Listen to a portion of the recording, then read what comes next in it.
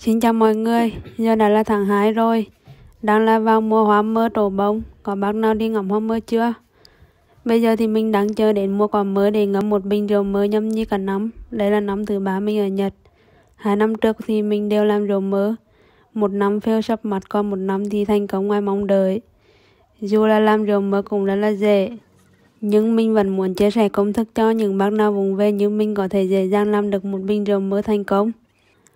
Thành phần cần có của rượu mơ là mơ, đường phèn, rượu và thố đựng bằng thủy tinh.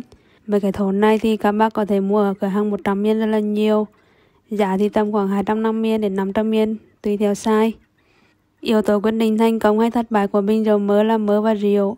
Mơ thì các bác nên chọn loại mơ size to, 2L trở lên. Màu đã hơi ngả vàng, ở giai đoạn ương ương là nửa xanh nửa chín. Loại này thì hầu như ở siêu thị nào cũng bán với giá chung chung là 980 1 kg. Mình mua 2 kg là một sến 980 yên.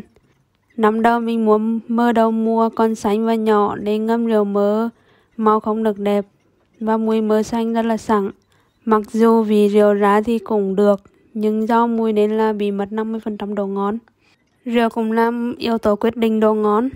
Rượu thì các bác nên chọn loại rượu trắng, là vodka hoặc là whisky khoảng 37 đến 40 độ là ngon nhất. Các bác yên tâm là tuy độ rượu cao nhưng ngâm vào đường và mỡ thì độ rượu sẽ giảm rất là nhẹ. Mình không đo được độ rượu nhưng khi uống thử thì nhẹ như chua da, khoảng 10 hoặc 12 độ thôi. Nếu các bác chọn loại rượu càng nhẹ độ thì càng giảm độ thơm của rượu mỡ, và thành quả thì sẽ ra vị ngọt quả của đường mà không phải là của rượu. Trước khi ngâm thì các bác nên rửa sạch bình, tráng bằng nước sôi và để ráo. Mỡ cũng vậy, sau khi rửa sạch và để ráo thì lấy tăm nhọn để lấy hết phần thừa của cuộn mỡ ra là được. Lưu ý là không cần phải chọc thêm gì vào quả mỡ cả. Năm đầu tiên mình có học theo một công thức là lấy tăm chọc quanh quả mỡ trước khi ngâm. Việc này gián tiếp ép quả mỡ lên men sớm, đường chưa tan hết nhưng quá trình lên men đã bắt đầu, khiến rượu dễ bị nhớt, màu xấu. Quả mỡ bị nhăn nheo chứ không tròn đẹp và cong mỏng như mong đợi. Sau khi lấy cuộn mỡ ra hết thì chỉ cần tiến hành xếp lớp mỡ và đường vào thố. Vì mình uống ít ngọt nên 2 cân mỡ mình chỉ làm chưa đến 1,5 cân đường. Rượu ra có vị chua, ngọt nhẹ. Bác nào muốn uống ngọt hơn thì tăng thêm lượng đường, nhưng mình nghĩ là chỉ nên dừng lại tỷ lệ 1:1. Quá nhiều đường thì sẽ cho rượu quá ngọt.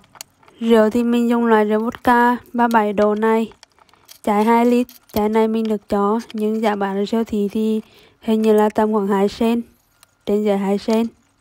Theo nhiều công thức thì cần phải đổ rượu ngập mỡ. Với mình thì mình thấy là không cần, nhưng trong thời gian đầu cứ 1 hoặc 2 ngày thì các bác nên lắc lên một lần cho những quả mỡ ở trên được ngậm rượu và lên men. Đến lúc đường tan hết thì có thể cất vào một góc và chờ ngày nhận thành quả. Vì đấy là quá trình ngấm nên cần một thời gian cho quả mỡ lên men tự nhiên chứ không phải là lên men ép, nên các bác cần kiên nhẫn chờ. Rượu mỡ ngâm khoảng 2 tháng là đã uống được rồi, nhưng các bác ngâm càng lâu thì sẽ càng ngon. Nhà mình ngâm bình này vào khoảng tháng 4 và tháng 11 là bắt đầu mang ra nhâm nhi chút một cho đến giờ. Thì mình thấy là vị càng ngày càng đậm đà và ngon hơn. Và đấy là một ly thành quả thành công từ năm ngoái mình đã làm. Năm nay mình dự định sẽ làm 2 hũ để mời thêm bạn bè thưởng thức nữa. Nếu năm nay bác nào ngâm rượu mơ thì chia sẻ thành quả với mình ở đây nhé. Cảm ơn các bác đã theo dõi đến đây. Hẹn gặp các bác ở video tiếp theo. Thank you.